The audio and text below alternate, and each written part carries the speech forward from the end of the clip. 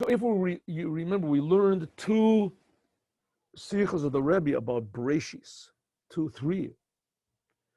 The first Sicha said, what is the message that we can learn from Bereishit? What's the message we can learn from Bereishit? It says the message is that God creates the world, and he creates it from nothing.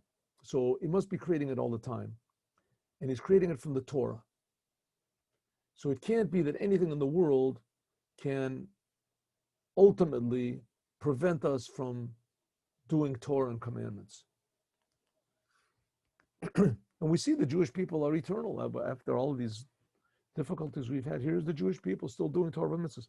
Okay, so the Torah, lesson number 1, the world depends on our attitude and realizing that we're here in the power of the Torah and the world is here from the power of the Torah.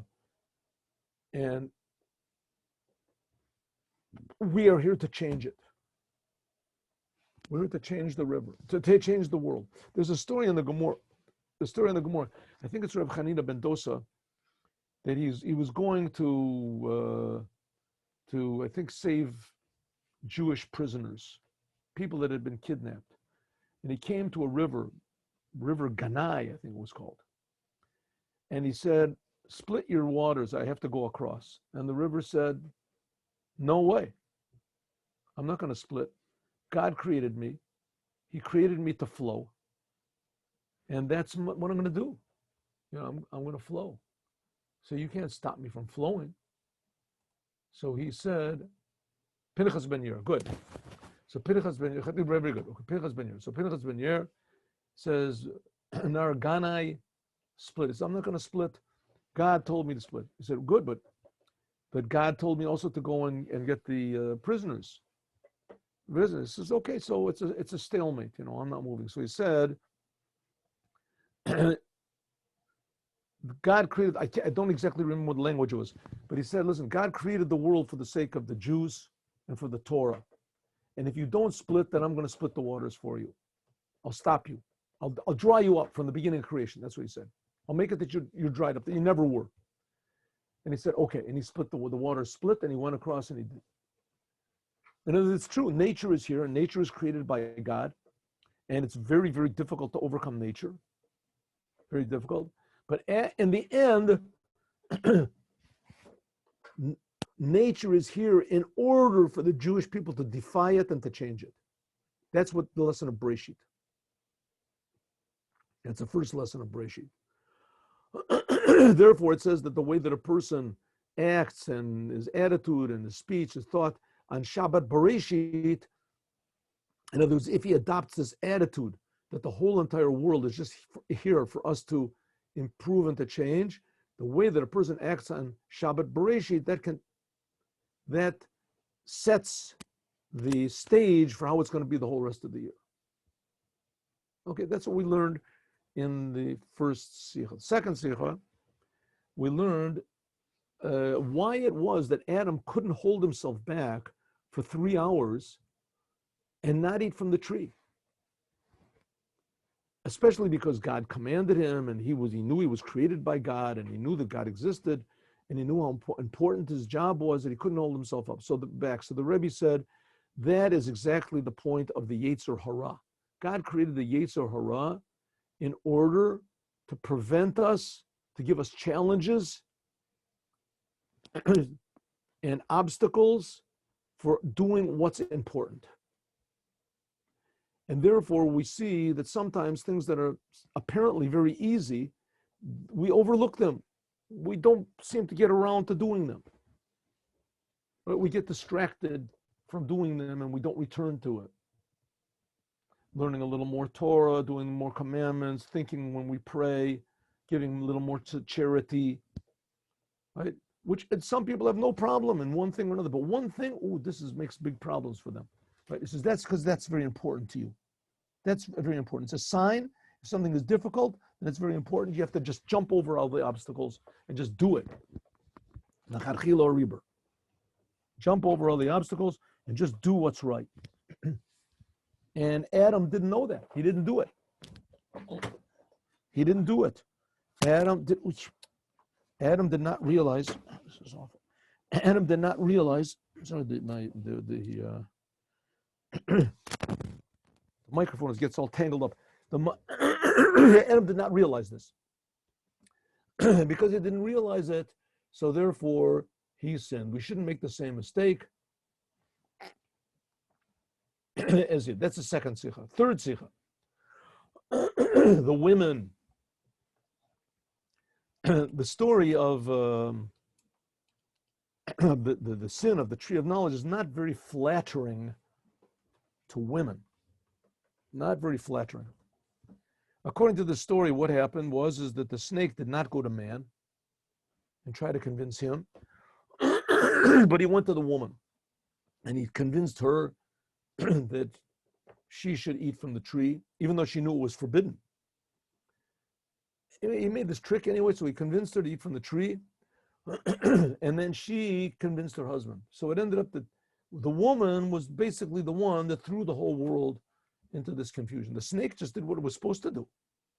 Snake just, it was his job to entice. Man, it says he did a little bit too good of a job, but nevertheless, that was his. Zok the Rizal, the rabbis say that when God gave the Torah on Mount Sinai, when God gave the Torah on Sinai, and that he went to the woman first. He said to Moshe Rabbeinu, Ko Tomar lebeis Yaakov v'tagid lebnei Israel. Tomar is, excuse me, a more pleasant type of language than tagid, and the word Beit Yaakov, that's referring to the women. The result types that says that Elu and Nashim, these are the women. God said, I'm going to give the Torah. First of all, tell it over to the women. That first of all, you should talk about giving the Torah and receiving the Torah, first of all, to the women. Why? In order to prevent the mistake which happened by the tree of the sin of the tree of knowledge. What was the sin of the tree of knowledge? Excuse me. The commandment of God was heard only by man, Adam. And God did not tell it directly to his wife, Chava. This, because God told man, Adam, don't eat from the tree, but he didn't tell that to his wife. Adam had to tell it to his wife. She wasn't created yet. I think so. We'll have to look and see. In any case, he didn't tell it to his wife. God did not speak to Chava, he spoke only to her. This gave a place, Sum Kilkol. This gave a place to making a mistake. That the woman could say, listen, I didn't hear it directly from God. I heard it from my husband. Maybe he mixed it up. Maybe he forgot. Maybe he wasn't serious. Maybe he left something out. Maybe he added something in. Maybe he didn't really mean it. If she would have heard directly from God, Nikokenduk thereof was oif chaven state. It says vayiven at the cellar. Notwithstanding the fact that Chava, Eve, was made from a side of man, that God alone, he built her from one of the sides of man. So she should have known better. I mean, man was made from God directly. She was also made from God. But because of the fact that she did not hear directly the commandment from God, therefore she could have, she didn't hear the command from God, therefore she could add on a little bit of her own. What did she say to the snake? God told us that we can eat from all the trees. What did happen? The snake came to her and said, God told you not to eat from the trees of the garden, right? And she said, no, what'd you hit that for? God said that we can eat from all the trees of the garden. Just this one tree of good and evil, we shouldn't eat and we shouldn't touch it. Some people even say that her husband added on, that Adam added on this thing about don't touch it. In any case, God did not say don't touch it. She added on don't touch it. And the snake pushed her and she touched it. And he said, see, nothing happened. But therefore, this caused eventually the sin of the tree of knowledge. Right? The snake said, listen, just like you touched it, nothing happened. When you eat it, also nothing was going to happen.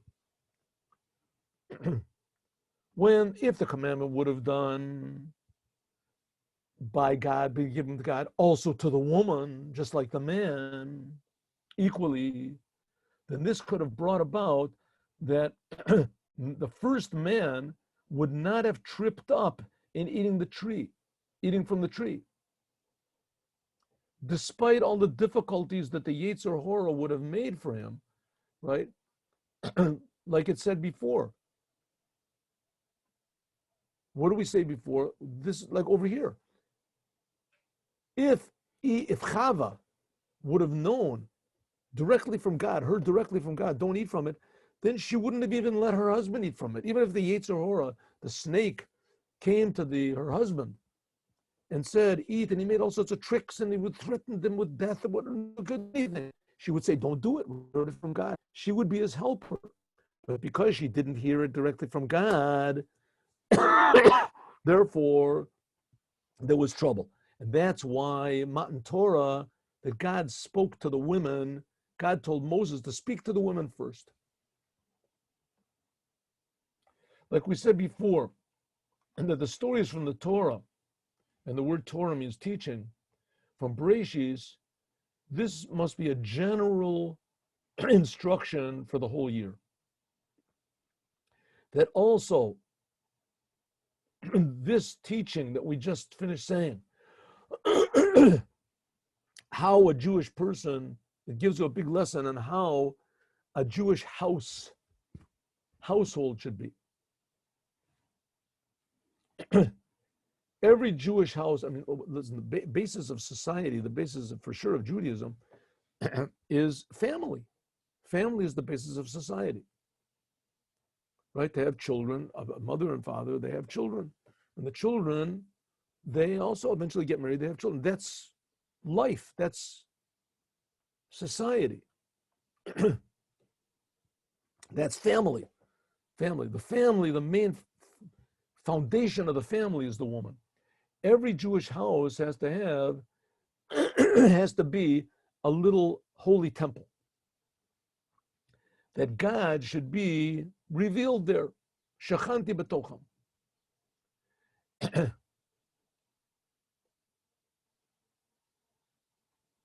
God said, I want to be in your home. Because that the conduct of the house it depends on the woman. The woman is called the foundation of the house. Akeret abayit is the ikra, the main of the house, has to be done by the woman, especially the woman. Not in a way not just in a manner of, okay, let's do what the rituals are.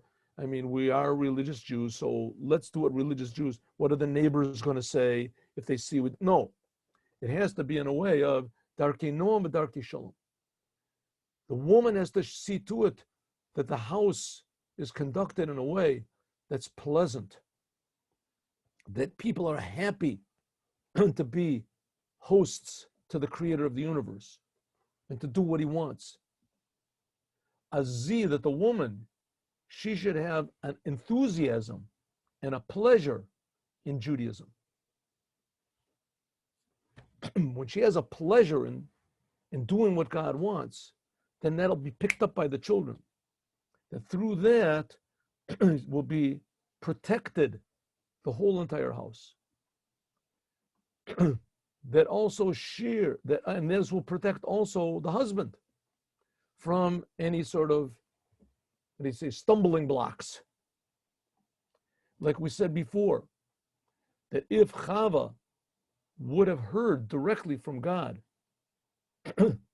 then she would have not allowed him to sin. Not only would she have supported him, not only would she have not tripped him up, right? But she, even more, she wouldn't have just left him alone. She would have, no adarab, exactly. She would have protected him, that he would never been able to listen to the snake. The snake would have come to him. Therefore, we have the first thing is Kol Tomar Lebeit Yaakov. Therefore, when God gave the Torah, and the Torah was very similar, by the way, to the creation of the world, because when we talked about this before a lot of times, when God created the world, people weren't supposed to die. That wasn't part of the plan, that people would die. Man was eternal. Man was created in the image of God. Man was supposed to appreciate God every second, every minute is a miracle. I mean, what's keeping us here, right? It's just a miracle that we're just existing, that the world exists. Man was the only one that could really appreciate that. That's what it was supposed to be. It was not. There was supposed to be. There was no such thing as death. Death was an aberration, and it was a mix-up. But it wasn't supposed to be that way. The first thing is, in order to fix this up, and that when was that? When did God fix up death? Right? Adam, when he ate from it, he brought death into the world. When did God give the Jews a chance to get rid of death? At Mount Sinai. It says at Mount Sinai, there was death left the world. Therefore, because God wanted to maintain this situation, so he said, first of all, Ko Tomar LeBeit Yaakov. First thing he said, speak to Beit Yaakov, the women. Upgeben sich mit the Bnei Bayis. First of all, he has to give the Beis Yaakov, the Beit Yaakov. Said, speak to the house of Jacob. It refers to the woman, but it also refers to the household. A woman has to devote herself to the children. And like it's known, the saying of the Rebbe Rashab, the same way as putting on tefillin every day is a mitzvah from the Torah, also every single Jew, without exception, without any exception, whether he is a great person in the Torah, whether he is a simple person, he has an obligation to think every day a half an hour, in other words, a certain amount of time, about the education of his children. And do everything which is in his power to do that, and even he should do more than what's in his power. That he should bring about that his children, inspire in his children, that they should also go on the straight path that he teaches them. That's Beit Yaakov, the household. Then will be V'tagid Lebnei Israel. After the woman founds the house and puts the spirit of happy Judaism, positive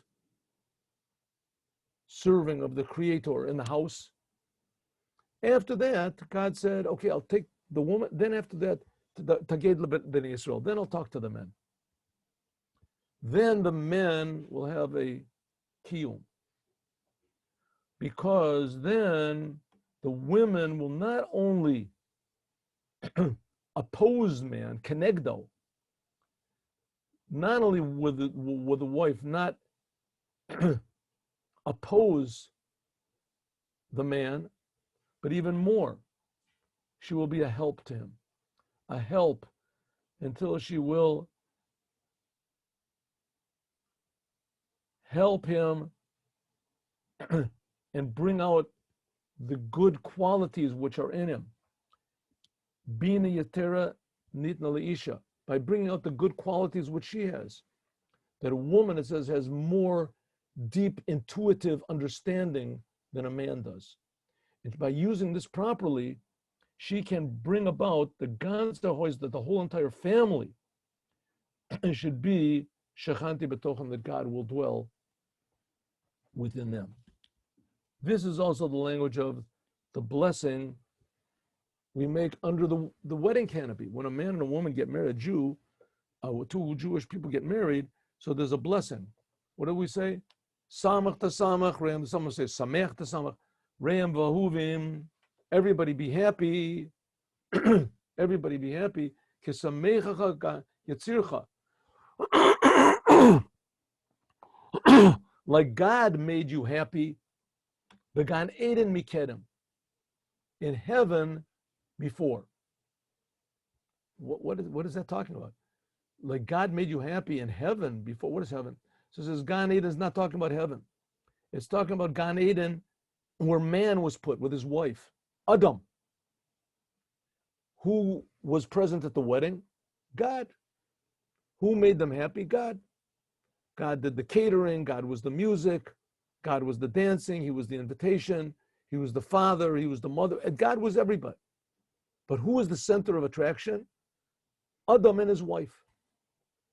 Der Eibishter soll freilich, that God should make the chassan and kala happy, just like God had made him happy when, especially in Gan Eden Amol, like he made them happy in Gan Eden, right? The place where Adam and Chava were was called Gan Eden. Why do we have to have the Gan Eden Mikedem? Just say, the bride and groom, they should be happy, we should all be happy, like God made Adam and his wife happy in Gan Eden. What do they have to think Mikedem before? Everybody knows that the place for Chava and Gan Eden was a long time ago. You lost 5,700 years ago. What? Why does it have to say Mikedem from before? Right? Samach ta samach re'emavuvim b'samechacha yitzir b'Gan Eden.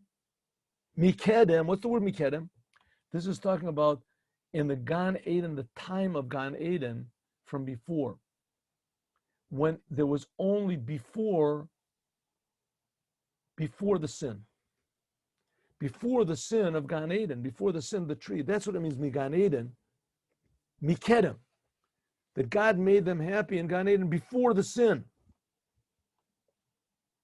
And that's what it means, that God will make you happy right now. We're 5,700, 81 years after the sin. But God will return that same happiness back now. This is what we wish.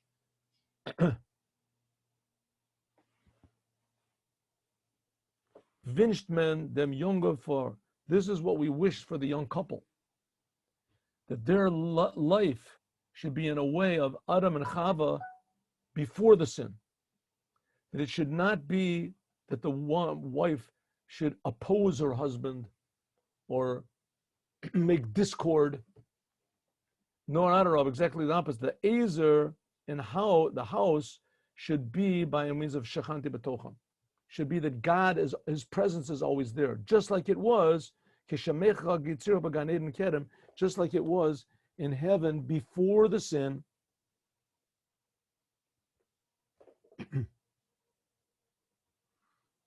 So what did we learn from this? We learned, first of all, that the things that are the most difficult and the most necessary for you to do,